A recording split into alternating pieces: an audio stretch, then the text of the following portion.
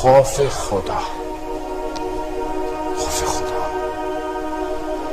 حضرت یوسف علیہ السلام جب جاتے ہیں زلیخا کے سامنے تو علامہ طباطبائی تفسیر المیدان میں کہتے ہیں کہ حضرت یوسف نے یہ نہیں کہا زلیخا سے کہ تمہارا شوہر کیا سوچے گا, لوگ کیا سوچیں گے, نہیں, کہا پروردگار تیری پناہ چاہتا ہوں, خدا کی پناہ مانگتا ہوں.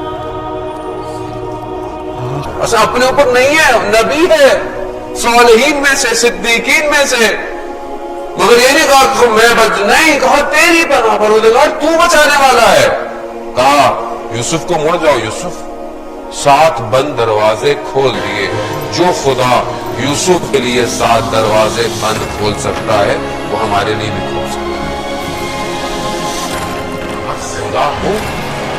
خدا ہو زندگی میں.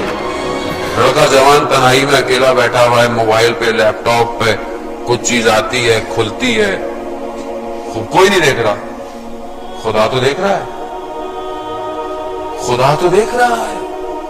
خدا کا کیمرہ تو آن ہے, سیف ہو رہا ہے اس کی بارگاہ میں. یہی تو ہلکی ہلکی ہلکی چھوٹی چھوٹی برائیاں ہوتی ہیں کہ جو میرے قلب کو سیاہ کر دیتی ہے. اور پھر میں کہتا ہوں, میں نماز میں کھڑا ہوتا ہوں, میری کیفیت پیدا نہیں ہوتی مولانا صاحب. میں جو ہوں وہ کوئی اچھا کام کرنا چاہتا ہوں, میرے رزق میں رکاوٹ آ رہی ہے. یہ ہے, یہ نیچرل ہے. وہ جو شادی شدہ افراد ہیں ان کے لیے ہے. گھر کے اندر مشکلات ہے, لڑائی ہو رہی ہے, کیوں ہو رہی ہے؟ کیونکہ میں کہیں اور متوجہ ہوں. میں اس طرح اپنی زوجہ کی طرف نہیں. آیت اللہ نخود کی اصفہانی کہ آپ کی صلوات ان کے درجات میں اضافہ فرمائے.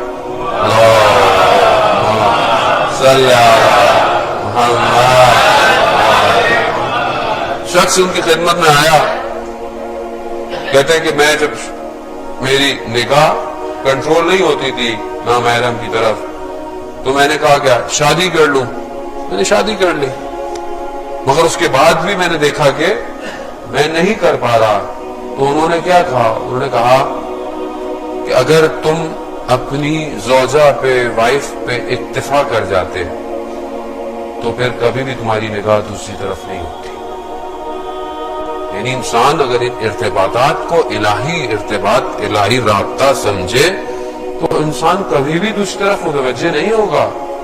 اور عزیزان محترم, امام خمینی ارشاد فرماتے ہیں کہ ایک نگاہ نامحرم انسان کو 100 سال پیچھے پھینک دیتی ہے. 100 سال پیچھے پھینک. 100 سال تو زندگی نہیں ہے. 100 سال تو زندگی نہیں ہے ہماری. ہماری زندگی کتنی ہے؟ آج تو 20-25 میں آدمی فارغ ہو رہا. ہر چیز فاسٹ فوڈ ہو گئی ہے نا, فاسٹ ہوتی جا رہی ہے. بندہ بھی فاسٹ, جنازے بھی فاسٹ جا رہے ہیں, جلدی جا رہا ہے.